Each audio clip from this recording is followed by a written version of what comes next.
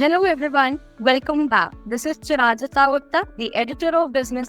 आज हमारे बीच जो हमारी स्पेशल गेस्ट है वो अपनी सुरों से ही लोगों को मन मोह लेती है. From starting your career from single C to now becoming one of the biggest music sensations of India, she is none other than Sanjruti Das. So let's hear it. Thanks. So hi Sanjruti, how are you? Hi, I'm fine. How are you? I'm fine too. Thank you so much for asking. So बातचीत start करने से पहले पहला सवाल मैं ये पूछना चाहूंगी कि रियाज कैसे चल रहा है? सच बोलूँ तो रियाज अभी बहुत टाइम से नहीं हो पाया because lots of things are happening. मतलब रिकॉर्डिंग्स भी चल रही है, इवेंट्स भी चल रहे हैं. ऊपर से मैं घर ढूंढ रही हूँ मुंबई में. So lots of tension, lots of hectic days and all, क्योंकि आप सबको पता है घर ढूंढना कितना मुश्किल होता है. सो रियाज काफी टाइम से नहीं हो पा रहे हैं, but as soon as I am settled so मैं स्टार्ट करूंगी फिर से. डन. तो मतलब बहुत ही बिजी स्केड्यूल अभी आप फॉलो कर रहे हो, राइट? यस, बहुत ज्यादा. It's all about music today. आज म्यूजिक की बातें होंगी, आपके करियर की बात होगी. सो पहला सवाल मेरा ये होगा कि म्यूजिक आपने कब सोचा कि म्यूजिक में आपको आना है? आपकी चाइल्डहुड स्टोरी क्या रही है? मैं जब छोटी थी मेरे घर से मतलब वैसे म्यूजिकली कोई नहीं है. मतलब मैं बुआ को डांस आता था. 2 जन रविंद्र संगीत करते थे ऐसे ही, not as a profession but ऐसे ही, क्योंकि बंगाली लोगों में वो कल्चर जो चीज़ होती है ना वो होती है. तो जब मैं छोटी थी तब बुआ ने बोला कि इसको डांस में दे दो, ये डांस करेगी अच्छे से. तो मैंने डांस सीखा 2 साल. उसके बाद डांस टीचर की शादी हो गई. तो अभी शादी हो गई, दूसरा कोई टीचर मिल नहीं रहा. तो मेरे बुआ ने बोला कि इसको गाने में डाल दो, तो इसका आवाज़ भी अच्छा है. सो ये गाने में जाएगी तो गाने में अच्छा लगेगा उसका आवाज़. तो मैंने तब गाना सीखना स्टार्ट किया. मैंने 2 साल रविंद्र संगीत सीखा. उसके बाद मुझे मौका मिला पंडित अजय चक्रवर्ती जी के स्कूल में, कोलकाता में जो सबसे बड़ा इंस्टीट्यूट है श्रुति नंदन. वहाँ पे मुझे ऑडिशन देके चांस मिला एंड मैंने वहाँ से सीखना स्टार्ट किया. तो वही मेरा जर्नी है. बिकॉज वहाँ तक पहुँचना मैं मानती हूँ कि श्रुति नंदन तक पहुँचना एक बहुत बड़ा जर्नी था, क्योंकि वहाँ पे बहुत सारे लोग ऐसे आते हैं, बहुत दूर दूर से लोग आते हैं सीखने के लिए. बिकॉज पंडित अजय चक्रवर्ती जी हमारे देश के बहुत ज़्यादा बड़े एक नाम है, बहुत गर्व है हमारे देश के क्लासिकल इंडस्ट्री में. सो वहाँ तक पहुँचना एक बहुत टफ था मेरे लिए. बहुत सारी मुश्किलें आई बिकॉज मेरे एग्ज़ाम्स चल रहे थे उस टाइम पे. मैं क्लास 6 में थी, तो फाइनल एग्ज़ाम्स थे, उसको स्किप करके मैं गई ऑडिशन देने, रिस्क लेके कि मिलेगा या नहीं मिलेगा. वो एक प्रोबेबिलिटी काम कर रहा था, बट मैं फिर भी गई स्किप करके. तो मिला मुझे मौका भगवान के आशीर्वाद से. यही था मतलब जर्नी के. तो तब से मैं 8 साल मैंने सिर्फ सीखा, ओनली मैंने सीखा, और कुछ सोचा नहीं, कुछ समझी नहीं, बस सीखा. मतलब म्यूजिक के अलावा और कुछ दिखता ही नहीं है? नहीं, सच में मुझे म्यूजिक मतलब काम के अलावा मुझे कोई नहीं दिखता, मतलब कुछ नहीं दिखता. Very nice. Being a music aspirant मैं भी समझती हूँ. एंड जैसे कि आपने कहा, आप श्रुति नंदन की स्टूडेंट हैं, पंडित जी के छत्र छाया में रहना ही एक बहुत बड़ी बात. सो श्रुति नंदन की जर्नी कैसी रही है, एक्सपीरियंसेस कैसे, मतलब आज कैसा लगता है जब आप बोलते हो कि आप श्रुति नंदन के स्टूडेंट हो? रियल में बहुत प्राउड होता है. बिकॉज श्रुति नंदन में मैं जिस ऑडिशन में अभी भी याद है, जब मैं ऑडिशन देने गई थी तब मेरे साथ और भी 7-8 लोग ऑडिशन देने गए थे, और एक ही मतलब था वो जगह बचा था जहाँ पे हम लोग सब कम्पीट कर रहे थे उसी पोजीशन के लिए, कौन भर्ती होगा. बहुत सारी मुश्किलों के बाद मैं सिलेक्ट हो गई. भगवान, ये सब ऑब्वियसली भगवान का आशीर्वाद ही है, मम्मी पापा का प्यार है, आशीर्वाद है. तो भर्ती हो गई. एंड उसके बाद जब मैंने सीखना स्टार्ट किया तब मुझे लगा कि मैं गई एक और ही जगह पे, एक और ही दुनिया में आ गई हूँ. बिकॉज वहाँ पे जैसे रियाज होता था ना, मैंने आज तक मतलब वहाँ पे भर्ती होने से पहले ही तक आज तक कभी भी वैसा कभी भी कहीं पे नहीं दिखा था. बिकॉज वहाँ पे हर टाइम म्यूजिक के बारे में चर्चा होती है, हर टाइम अब म्यूजिक में ही डूबे रहते हैं वो. एंड हमारा एक मतलब गुरुजी का एक स्पेशल क्लास होता है, मतलब एडवांस क्लास बोलते हैं उसको, चौर्चा क्लास बोलते हैं. तो सब उसमें नहीं पार्टिसिपेट करते थे, गुरुजी चुनते थे, हर क्लास से 2-3 जन करके चुनते थे स्टूडेंट्स, तो वो लोग वो क्लास अटेंड करते। तो लकीली मैं थी उसमें एंड मुझे मौका मिला 2 बार 3 बार आई गेस मैंने चौर्जा क्लास अटेंड किया है। तो वो जो चौर्जा क्लास था वो बेस्ट क्लास था मेरे लिए, बिकॉज हम लोग सुबह 7 बजे वहाँ पे पहुँचते थे स्कूल में, एंड हम लोग ब्रेकफास्ट वहीं पे करते थे स्कूल में, एंड 8 बजे से हमारा जो रियाज सेशन होता था वो स्टार्ट होता था। तो 8 बजे से हम लोग सीधा दोपहर के 2 बजे तक रियाज करते थे, मतलब लॉन्ग टाइम, मतलब 9, 10, 11, 12, 1, 2, 6 घंटा हम लोग रियाज करते थे कंटिन्यू विदाउट एनी ब्रेक। तो रियाज करके फिर हम लोग दोपहर को खाते थे, फिर से हम लोग स्टार्ट करते थे 4 बजे एंड रात को 8 बजे खत्म करते, वो क्लास खत्म होता था। बेसिकली वो 10 घंटे का क्लास होता था एंड 10 घंटा के सिर्फ हमको रियाज करना होता था। तो वो एक दिन का रियाज हमारे लिए इतना इफेक्टिव रहता था, हमको 1 महीना भी अगर रियाज नहीं करने को मिले, मतलब वर्थ है, मतलब आपका गला चलेगा ही चले। तो वो मिलना, वो एक्सपीरियंस करना मेरे लिए बहुत बड़ी बात था, क्योंकि मैं एक बहुत छोटे से मतलब जगह से बिलोंग करती हूँ, मिडिल क्लास फैमिली से बिलोंग करती हूँ, जहाँ पे उतना गाने का उतना है भी नहीं, लेकिन फिर भी मुझे वो मौका मिला, उन्होंने गुरुजी ने मौका दिया, भगवान ने मौका दिया मुझे ये चीज़ करने के लिए, तो ये मेरे लिए बहुत बड़ी बात है। तो वहाँ से मैंने जो भी सीखा, मैं तो यही मानती हूँ कि मैंने जो भी सीखा ऑलमोस्ट जो बेसिक जो भी है सब मैंने वहाँ से ही सीखा, मतलब बहुत बड़ा कंट्रीब्यूशन है श्रुतिनंदन का मेरे लाइफ में, गुरुजी का मेरे लाइफ। सो आई एम तो बहुत ग्रेटफुल कि मुझे ये मौका। ऑफ कोर्स श्रुतिनंदन जैसे माहौल में प्रैक्टिस रियाज करने का मजा ही अलग होता है। फिर अगर रियाज कोई बहुत बड़ा प्रेशर नहीं लगता, फिर उसमें अच्छा लगता है। अगर आप सच बात करते हैं, आप अपने आप में उसमें कहते हैं मिलजुल जाता, आपको खुद ही पता नहीं चलता है। बहुत अच्छा लगा सेंस क्लियर जानकर।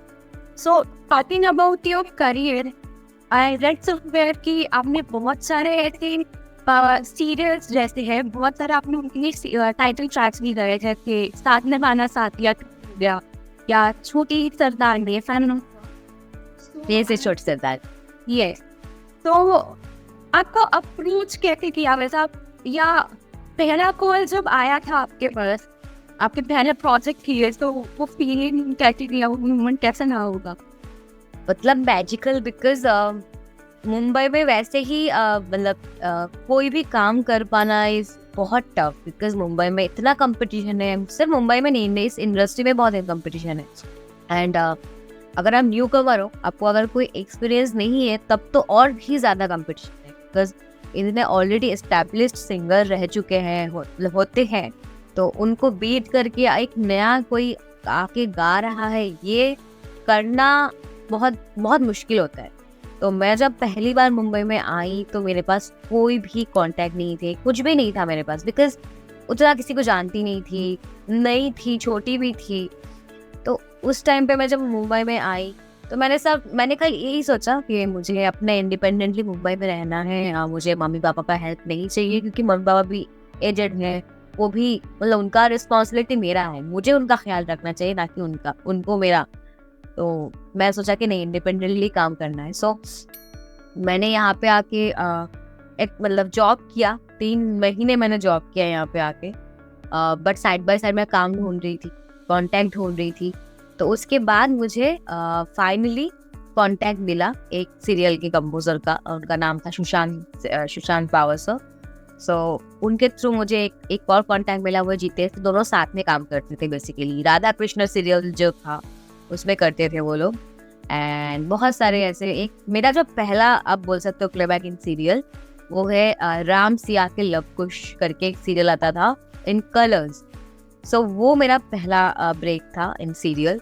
तो उन्होंने मुझे गवाया फर्स्ट सॉन्ग। जब मुझे कॉल आया फर्स्ट लगे आप सिंजू की बात कर रहे हैं, मैंने बोला हाँ, ये आपका क्योंकि नॉर्मली आपको वॉइस डेमोज भेजने होते हैं कि आप कैसे गाते हो, कंपोजर को आपको भेजना होता है। तो उन्होंने सुना था मेरा गाना, तो आपका आवाज़ मुझे अच्छा लगा है, तो आप आ जाओ हमारे, तो हम लोग एक गाना करना चाहते हैं। तो वो इन बिटवीन सॉन्ग्स होते हैं सीरियल्स में, कुछ जो गाते रहते हैं, वो गाना मैंने उस सीरियल के लिए गाया था। तो उनको बहुत अच्छा लगा, जब मैं मिली उनसे, गाया मैंने लाइव। तो उनको बोला कि फिर अभी आप ही करो हमारे साथ। तो फिर मैं उनसे साथ जुड़ गई उनके साथ जुड़ते जुड़ते उनको इतना अच्छा लगा, उन्होंने मुझे और भी कॉन्टेक्ट्स दिए। तो वो निशान सर, सौभिक सर, बहुत सारे मतलब सीरियल के जो काम कर रहे थे उस टाइम पे, सबके कॉन्टेक्ट्स दिए मुझे। मैंने उनको भी भेजा अपना आवाज़, तो उनको भी अच्छा लगा। मैं धीरे धीरे सबके साथ एक एक करके जुड़ती गई एंड एक एक करके काम होता गया मेरा। छोटी सरदानी हो गया, साथ निभाना साथी हो गया, फिर कार्तिक पूर्णिमा करके एक आता था, कार्तिक पूर्णिमा वो भी किया। फिर काशीबाई बाजीराव बल्लड़ करके जी में एक सीरियल आता था, वो मेरा मोस्ट फेवरेट प्रोजेक्ट, मतलब one of the most favourite project में था, बिकॉज उसमें गाने इतने सुंदर सुंदर थे, वो किया। फिर जुनूनिया रिसेंटली आता था कलर्स पे, वो मतलब किया। एंड टाइटल सॉन्ग का अगर आप बात करूँ तो टाइटल सॉन्ग मैंने इस साल 3 टाइटल सॉन्ग किया है।